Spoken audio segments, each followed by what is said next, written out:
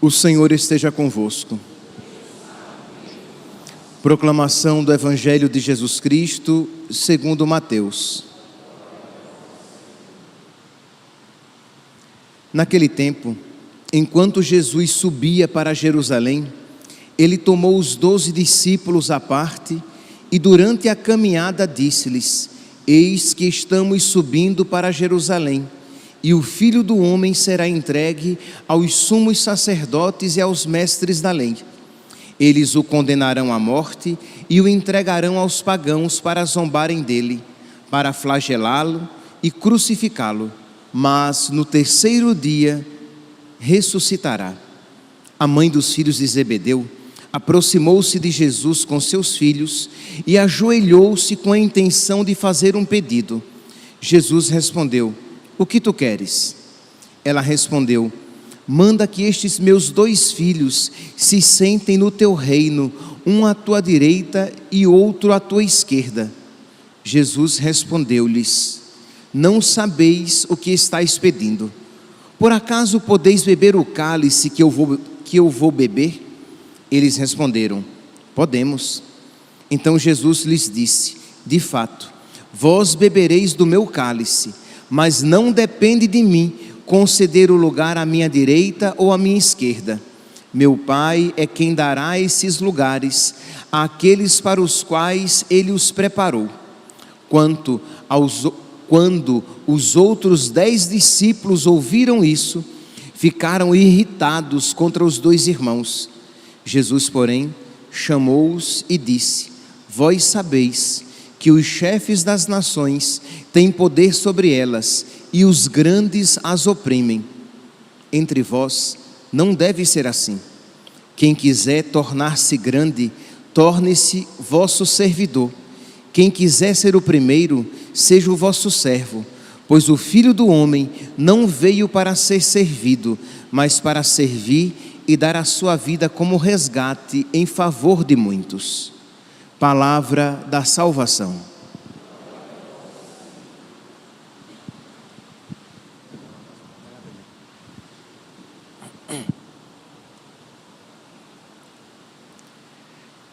Caríssimos irmãos e irmãs, no Evangelho de hoje, retirado de Mateus, capítulo 20, nós vemos Jesus fazer o terceiro anúncio da paixão.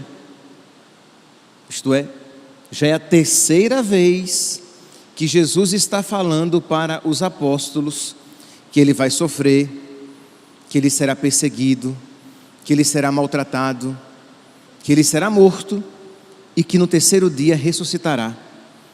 Mas o coração dos apóstolos, os corações dos apóstolos estavam fechados, porque eles não compreendiam, não por culpa do mestre, mas por causa da dureza dos seus corações, obstinados nas suas expectativas, fechados no seu panorama, isto é, tudo aquilo que fosse além, ou que estivesse aquém do que eles queriam, comprometia a sua capacidade de compreender. Isto é, eles estavam fechados no seu mundo. Isso não poucas vezes acontece conosco também. Ouvimos a palavra de Deus e já a ouvimos há tanto tempo, mas como nós estamos fechados nos nossos pressupostos, nas nossas vontades, nós nos incapacitamos de compreender a palavra de Deus. E mesmo quando rezamos, por rezarmos mal, continuamos incapazes de compreender a vontade de Deus para a nossa vida, de modo que ouvimos, mas é sempre uma palavra confusa, estranha, ao nosso espírito. Por quê? Porque nós temos sentimentos tão diferentes dos sentimentos de Cristo em nós, que a vontade de Deus, que o pensamento de Deus se torna estranho ao nosso. Nós não temos em nós o pensamento de Cristo. Ao mesmo tempo, quando nós estamos em sintonia com Cristo, quando nós estamos na amizade com nosso Senhor, quando nós estamos tendo verdadeira vida de oração, nós com facilidade compreendemos e amamos a vontade de Deus. Então, aqui nós podemos ver que os apóstolos não estavam rezando bem. Se estavam rezando, não estavam rezando bem, porque os seus corações ainda estavam fechados em suas vontades. Lembra que nós já falamos sobre isso? Qual é a finalidade da oração? A finalidade da oração não é mudar a vontade de Deus na minha, para que Deus queira o que eu quero, mas é mudar a minha vontade para a de Deus, para que eu queira o que Deus quer. Mas como é que estava aqui, o que é que estava aqui acontecendo? Eles queriam que a sua vontade se realizasse. Pois bem, então Jesus fala pela terceira vez na paixão, a respeito da paixão, e diz que a mãe dos filhos de Zebedeu se aproxima de Jesus, piedosamente se prostra, se ajoelha. Versículo 20, Mateus capítulo 20, versículo 20. A mãe dos filhos de Zebedeu aproximou-se de Jesus com seus filhos e ajoelhou-se com a intenção de fazer um pedido. Isto é uma atitude de oração. Ela se aproxima para lhe fazer um pedido. Jesus pergunta: o que queres? Ela respondeu: manda que estes meus 2 filhos se sentem no teu reino, um à tua direita e o outro à tua esquerda. Vejam aqui, enquanto Jesus fala de paixão, de sofrimento, de perseguição, de morte, da perda deste mundo, o que é que a mãe dos filhos de Zebedeu, instigada por seus filhos, tá? Ela não foi ali simplesmente movida simplesmente pela sua vontade. E nós veremos daqui a pouco que ela foi instigada pelos filhos, porque Jesus começa a responder e responde para os filhos, e o diálogo se direciona para os filhos de Zebedeu, para Tiago e João, discípulos prediletos de nosso Senhor, né? Pedro, Tiago e João. Os filhos de Zebedeu são Tiago e João. Então, ela faz este pedido e diz aqui: Jesus então respondeu-lhes. Não está mais falando com a mulher apenas, se volta para os filhos. Jesus então respondeu-lhes: não sabeis o que estáis pedindo. Meus irmãos, esta palavra muitas vezes se aplica a nós, isto é, nós entramos em oração, a nossa oração é até piedosa, nós nos aproximamos com reverência de Deus, mas nós começamos a pedir coisas contrárias à vontade de Deus. Nós começamos a pedir coisas fora do Espírito de Deus. Nós não estamos mais rezando no Espírito, mas nós estamos rezando na carne. Nós não estamos mais rezando para que nós nos adequemos a Deus, mas nós estamos rezando por puro voluntarismo, isto é, nós queremos que a nossa vontade seja feita porque é a nossa vontade, por apego à nossa vontade. E meus irmãos, quando nós nos colocamos em oração, nós precisamos estar dispostos a ser contrariados. Isto é, nós precisamos ser humildes. Isto é, nós não sabemos o que é o melhor para nós. Nós não somos Deus. Nós não nos amamos como Deus nos ama. E nós não sabemos das coisas como Deus sabe. Por isso, mesmo quando nós pedirmos, e podemos pedir, porque o nosso Senhor e Mestre nos ensinou a pedir, mas depois de toda petição, devemos dizer: mas Senhor, não como eu quero, mas como Tu queres. Não foi assim que Jesus disse? Jesus, Ele nos deu o exemplo, está lá em Mateus capítulo 26, versículo 39. Jesus pede que o Pai afaste dele aquele cálice, mas diz: mas não como eu quero, Pai, mas como Tu queres. E Ele nos ensinou a rezar: seja feita a vossa vontade, assim na terra como no céu. Precisamos então, meus santos, ter os mesmos sentimentos de Cristo Jesus no nosso coração. É para isso que nós ouvimos a palavra, é para isso que nós comungamos, é para isso que nós fazemos as nossas orações, é para isso que nós fazemos penitência, é para isso que nós praticamos a caridade, para que nós sejamos um outro Cristo, para que nós tenhamos os mesmos sentimentos de Cristo, para que os homens nos vejam, mas vejam primeiramente aquele que em nós habita. Mas se nós, até nas nossas orações, nós nos deixarmos guiar simplesmente pela nossa vontade, a nossa oração será simplesmente carnal e não modificará o nosso coração, e isso não é fácil. Eu tenho consciência, meus santos, de que, embora seja bonito de se dizer: Senhor, mas não como eu quero, mas como Tu queres, é bonito, mas não é fácil. Isto é, quando nós estamos dispostos a nos desapegar, quando nós estamos dispostos a sacrificar a nossa vontade. Por quê? Porque nós não sabemos o que é o melhor para nós. Assim como a mãe dos filhos de Zebedeu, e os filhos de Zebedeu não sabiam, e os outros 10 apóstolos, que quando os outros 10 ouviram o que a mãe pediu para os dois, ficaram com raiva.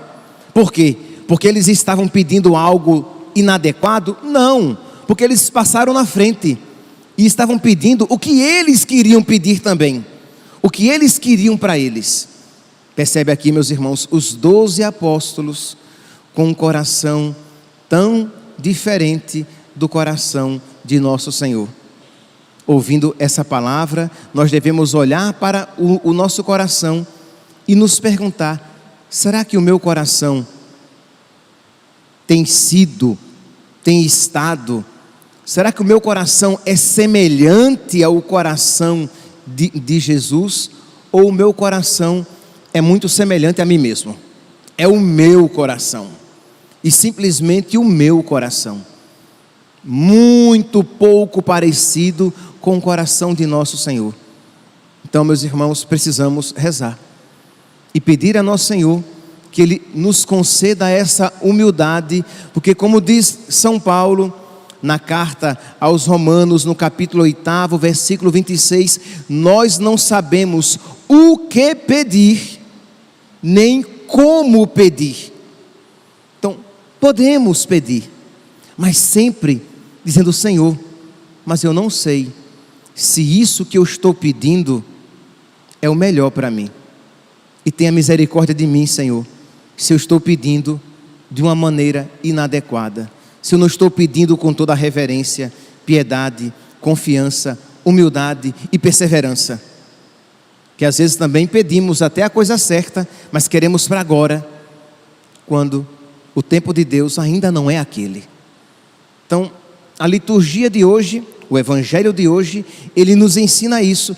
Nós precisamos, neste tempo em que nós nos predispomos a rezar mais, nós precisamos nos colocar neste espírito: eu vou rezar mais, eu vou apresentar a Deus as minhas necessidades, mas com toda a humildade, sabendo que eu não mereço o que eu estou pedindo, e sabendo que eu não sei se aquilo que eu estou pedindo é o melhor para mim.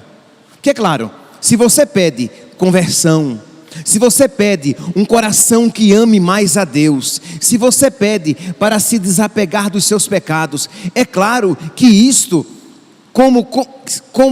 já que nisso consiste a vontade de Deus, esta oração é boa, porque está de acordo com a vontade de Deus, e você pode pedir sempre, todos os dias, e não se cansar de pedir, e só parar de pedir quando receber, porque isso Deus quer dar. Mas às vezes, não é verdade? Às vezes nós pedimos coisas que não são más, coisas que são boas, mas que não são certas que sejam para nós. Então são nessas orações que nós precisamos ter essa humildade necessária de reconhecer que nós não sabemos o que é o melhor. São nessas orações que nós precisamos ter a humildade necessária e dizer: Senhor, não como eu quero, mas como Tu queres. Porque quantas vezes as pessoas sofrem, e sofrem muito, por quê? Porque elas não estão dispostas a ser contrariadas. Elas pedem algo, e elas dizem: mas Padre, mas isso que eu estou pedindo é bom. Mas pode ser que não seja para você. Mas Padre, o meu marido me tem feito sofrer muito, e eu tenho pedido pela mudança dele.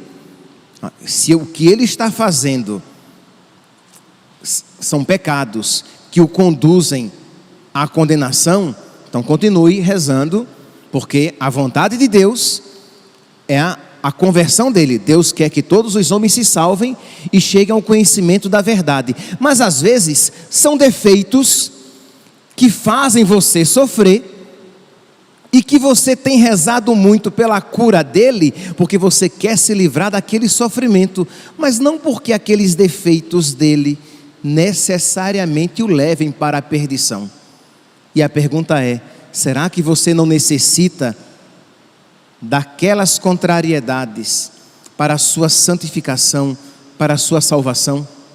Será que aquilo que se lhe apresenta como mal, na verdade, não seja um remédio de gosto ruim, mas bom para você? Então nós precisamos, quando nós pedimos realidades que não sejam claramente para a nossa conversão, para a nossa santificação, para que nós amemos mais a Deus, para que nós nos desliguemos do pecado, quando não são realidades claramente voltadas para a nossa santificação e salvação, nós precisamos ter essa humildade de dizer: Senhor, mas eu não sei o que é o melhor para mim. Eu sempre achei interessante aquela passagem de 2 Samuel, capítulo 12, versículo 16, que fala que o rei Davi se uniu com Betsabé, ela que tinha concebido no adultério, porque ela era casada com Urias, mas Davi a possuiu e colocou Urias para que ele morresse em combate. Então Betsabé estava grávida, ficou grávida de Davi, o menino nasceu e o menino adoeceu, porque Deus ia levar o menino como castigo, como uma penitência por aquele pecado do qual Davi tinha se arrependido, mas a penitência era necessária. E aí Davi diz lá no versículo 16 e seguintes, que Davi, ele jejua, Davi se veste de saco, Davi se prostra, Davi clama ao Senhor, e diz a palavra que Deus mesmo assim leva o seu filho. E quando Davi descobre que o seu filho morreu, Davi se levanta, se lava, troca de roupa, vai ao templo, faz uma oração e volta para comer. E as pessoas se escandalizam. Diz: como? Quando o filho estava doente, ele estava rezando. Quando o filho morreu, ele parou de rezar. Ora, quando o filho morreu, ele viu que a vontade de Deus era levar o seu filho e aquela penitência tinha que ser abraçada, e ele abraçou a vontade de Deus. Ele não ficou recalcitrando contra o aguilhão, isto é, agora ele vai querer um milagre, que Deus ressuscite o seu filho. Por quê? Porque ele não quer aceitar que a vontade de Deus era levar o seu filho para dar a ele a ocasião de fazer penitência. Então você fica pedindo algo, e você já pede aquilo há anos, e você não se pergunta será que Deus de verdade não já me respondeu não, e eu estou insistindo que Ele me diga sim?